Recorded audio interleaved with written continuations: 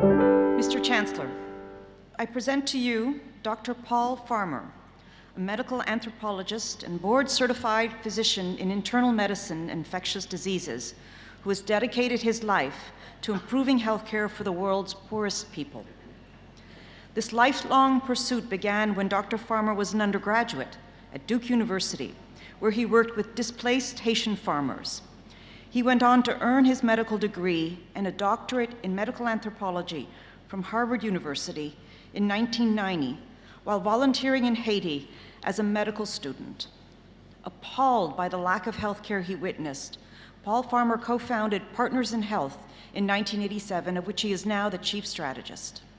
This international nonprofit organization strives to bring the benefits of modern medical science to those most in need and advocates on behalf of those who are sick and living in poverty. Au moment de la fondation de Partners in Health, le VIH-Sida et la tuberculose étaient endémiques en Haïti et beaucoup d'experts en santé publique doutaient qu'il soit possible d'offrir des soins de santé dans une région où les défis étaient si nombreux et les ressources si maigres. Par l'entremise de Partners in Health, le Dr Farmer et ses collègues ont mis au point de nouvelles stratégies de traitement au sein des communautés qui démontrent qu'il est possible de soigner efficacement le VIH-Sida, la tuberculose et d'autres maladies courantes, même dans un milieu avec peu de ressources. Ce modèle novateur qui permet d'offrir des soins et l'accès à des médicaments de qualité supérieure dans les communautés a sauvé d'innombrables vies et adopté partout dans le monde. In addition to his humanitarian efforts, Paul Farmer has written extensively on health and human rights, the role of social inequalities in the distribution and outcome of infectious diseases, and global health. His most recent publications include In the Company of the Poor, Conversations with Dr. Paul Farmer and Father Gustavo Gutierrez, Reimagining Global Health, an Introduction, and To Repair the World, Paul Farmer Speaks to the Next Generation. He is currently working on a book examining the historical roots and contemporary experiences of the Ebola epidemic in West Africa. Dr. Farmer is the recipient of numerous awards and honors, including the Bronislaw Maluskowski Award and the Margaret Mead Award from the Society for Applied Anthropology, the Outstanding International Physician Nathan Davis Award from the American Medical Association, the S. Roger Horchow Award for Greatest Public Service by a Private Citizen, and, with his Partners in Health colleagues, the Conrad N. Hilton Humanitarian Prize. In 2018, Paul Farmer was awarded the National Academy of Sciences Public Welfare Medal, the Academy's most prestigious award, presented annually to honor extraordinary use of science for the public good. Dr. Farmer is the Kolokotronis University Professor and the Chair of the Department of Global Health and Social Medicine at Harvard Medical School, a Professor of Medicine and Chief of the Division of Global Health Equity at Brigham and Women's Hospital, and the United Nations Special Advisor to the Secretary General on Community-Based Medicine. He is also a member of the National Academy of Medicine and the American Academy of Arts and Sciences. Mr. Chancellor, I present to you Dr. Paul Farmer so that you may confer upon him the degree of Doctor of Laws, honoris causa.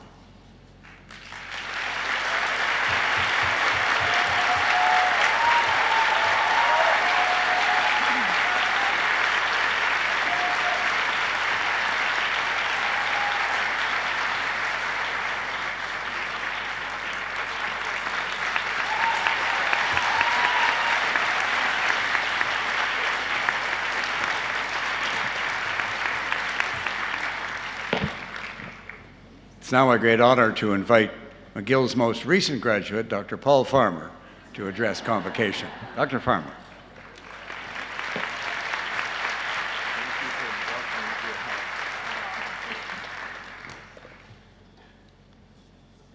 That makes me sound so much better than I am. It's kind of unnerving. I now have to make a joke or two. Like, the Chancellor has a very large chair. Did you notice that?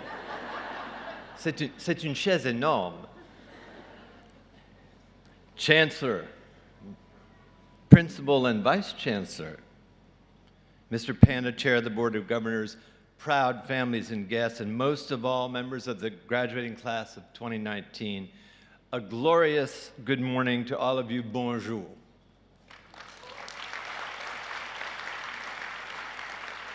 Thank goodness for you, I only have 7 minutes up here to say 3 things. By the way, they're rationing water so that I won't go. I had to ask for the water. J'ai 3 choses à vous dire, et les 2 premières sont très directes. First, thank you for this honor. Who doesn't love McGill?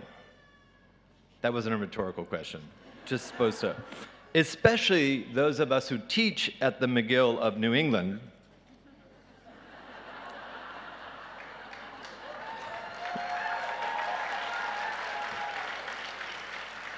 I'll hit my stride any minute now. Who doesn't love Montreal and wish, upon occasion, especially if often recently, to relocate Harvard here? Second, and most importantly, allow me to congratulate you on your achievements during your time here. Encore une fois, bravo, class of 2019.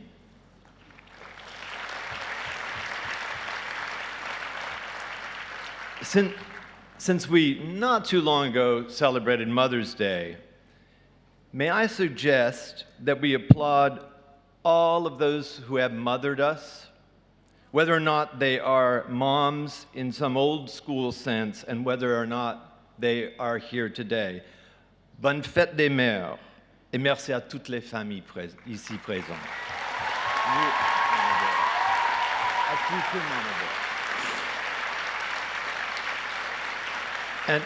And as for that third message, the one beyond thanks and congrats, I'm guessing you know from that extraordinary introduction, it sounds like maybe I do deserve it. I mean,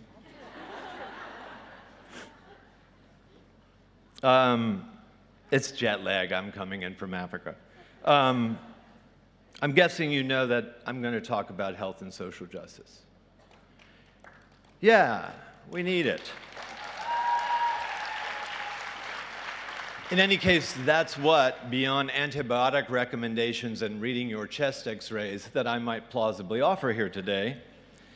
I knew that anything said in such circumstances needed to be tailored to the graduates more than anyone else in this large and diverse audience. Je savais très bien qu'un tel message fallait être sculpté pour vous, les étudiants qui vont bientôt partir avec un diplôme et la bénédiction de la faculté et beaucoup de dettes. But my problem, Madam Principal, was which of the 14 McGill graduation ceremonies was I to address? Now, this is an enormous and complex institution, and you've managed to stretch out graduation for a week and over multiple venues.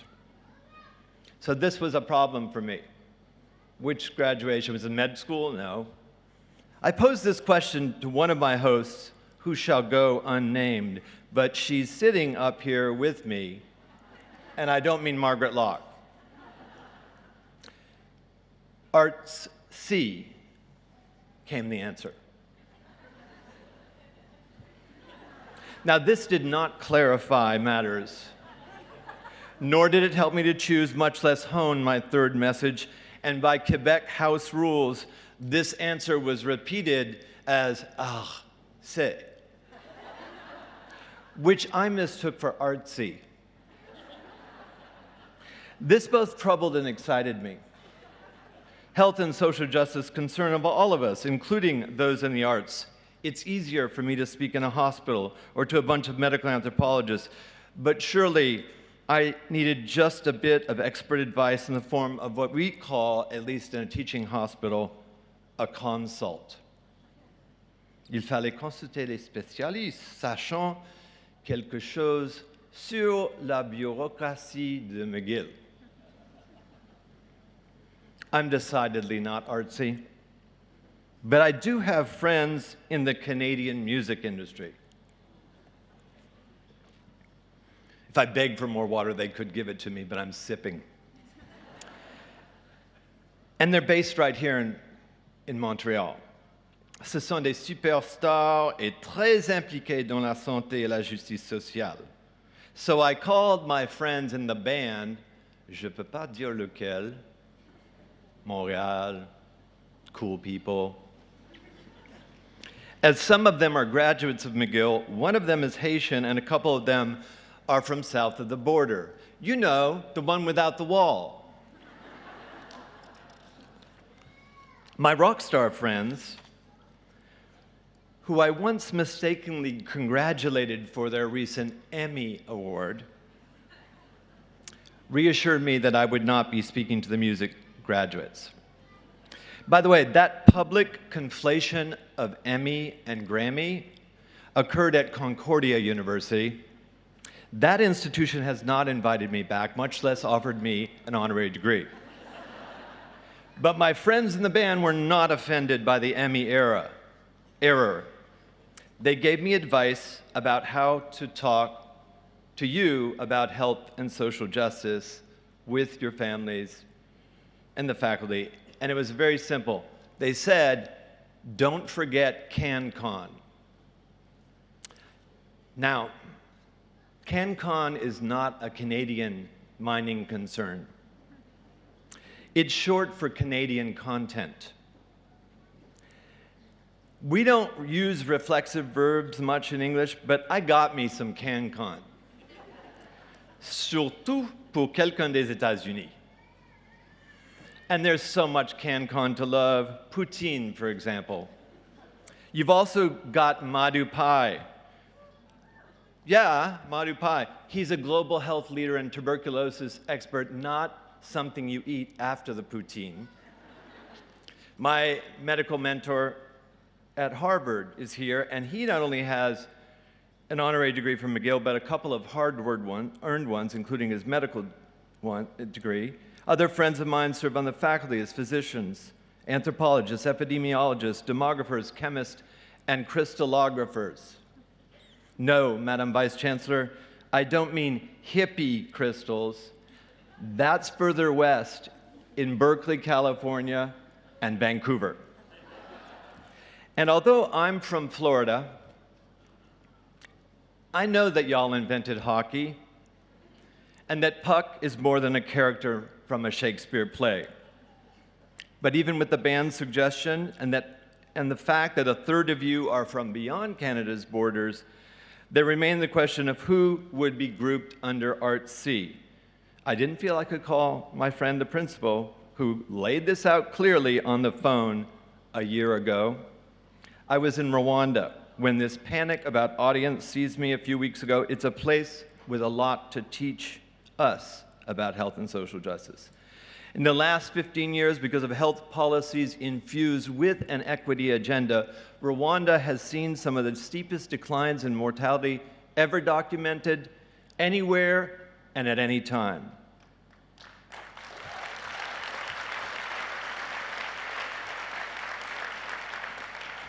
Life expectancy has doubled since the years after the genocide, and this wasn't only through addressing the social determinants of health, but also by building a public care delivery system designed to serve as a safety net for those previously without one.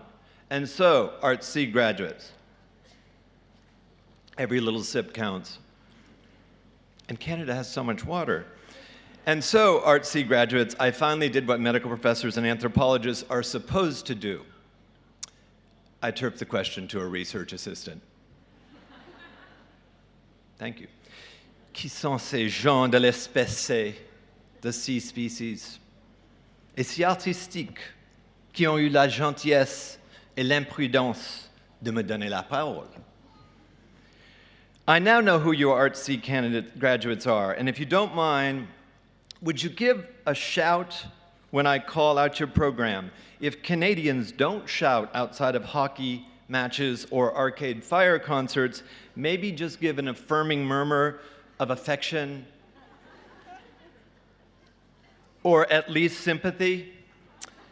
Better yet, a show of hands, and this is whether you're receiving a PhD, an MA, an MSc, an MSW, a BSW, or a BA, or a BMW. Who? Thank you. They ration the water, they ration the time. Who is here from anthropology? My people. Comparative health and social policy. Oh, what great attendance. You should kick them out of Art C, Madam Principal. Couple and family therapy. Yeah. Environment. Geography. We don't do geography in my country. We determine geography. I'm feeling better now. Water, with or without water. International development studies. Whoa. Psychology. Public health. Great. Thank you, Madhu Pai. Sociology. Say it louder, sociologists. Social work. Yay! Urban systems. Split around. This is a varied mix of degrees, but I can still give my one-line take-home point, which is what medical students are always asking me to do. Rwanda has made extraordinary progress, climbing out of hell in less than a generation. Haiti's made progress too, in spite of a decade of major setbacks, including storm and quake and cholera. But health disparities of all sorts remain within and between countries, including my own. Some are growing, as are inequalities of other sorts. Last year marked the first time in decades that life expectancy declined in Canada. There are jarring disparities within this country, as in mine. Canada was settled by the First Nations millennia before McGill was established. This is not a gratuitous historical reference, as the story of Levi Oakes reminds us. Thank you for inviting me into your house.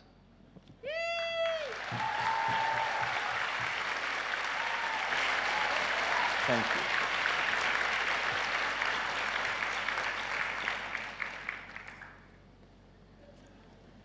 Nervous, moved, humbled. This is an acknowledgement that health disparities have a history that merits acknowledgement and sustained action from those graduating in public health. Okay, it was ad hoc public health, so they're somewhere else. And health and social policy and social work and psychology, of course, but also urban systems, environmental studies, and all of those graduating in arts A and B, whatever those are. Since I am your guest, and CanCon lore has it that politeness is not entirely out of fashion here, I close by translating message 3 into a plea to you graduates. And although this was already written, I swear, Principal, it does echo what we heard from Mama Bear. Please do better than my generation has in addressing these disparities.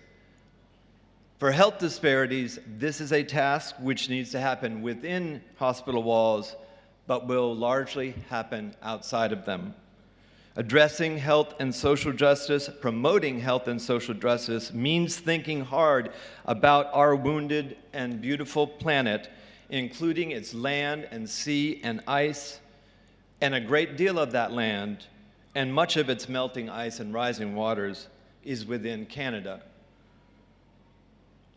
How am I doing on the CanCon?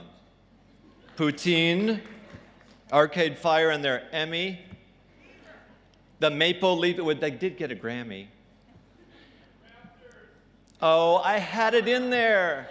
I had it in there. And then they said 7 minutes. And I'm like, I had the best raptor jokes, but the real one was a true story. You're going to get it anyway. Don't worry, I'm almost done, Suzanne. I was in Toronto at a teaching hospital 3 days ago. Like I said, I feel at home in those. And that's the day I discovered that the Raptors were part of the NBA. It didn't make any sense at all to me. Anyway, my Raptors joke is gone. And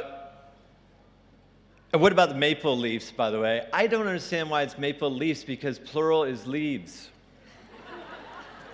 What more do I have to do? Sing, O Canada, my home and native land. I bet the United States president can't do that. Then again, he has a plane on which to head back from whatever ruckus he's causing in England, whereas I will soon be driving south to the McGill of Massachusetts. I do so with gratitude and a degree that looks just like yours. If it's real, Chancellor Meighen, I'm assuming I can now practice law, at least in Quebec. Est-ce que cela veut dire que j'ai le droit d'être un juge ou au moins un avocat dans la ville de Québec la plus belle de l'Amérique du Nord? It is pretty. Can I live there and practice law? We have some people from Quebec there. Most of all, I leave you with a genuine optimism about the prospects for health and social justice and for the health of our planet. This optimism isn't born of historical experience, although I've invoked Rwanda's recovery in the hope that it inspires. No, this optimism comes from meeting many McGill students and having their help for Partners in Health, and they have been, in my experience, in the classroom here or elsewhere, pretty awesome. That's you guys I'm talking about. You're supposed to say something like, aren't I? Thank you, tepid. It's an optimism born of working with my own students, whether from Harvard or Haiti or Rwanda. It comes from knowing that more and more of you are engaged, regardless of your field of study or plans for your careers, in the fight to make our planet, our world, a decent and just place. And that will mean a healthier one. Thank you again for welcoming me into your family, and congratulations.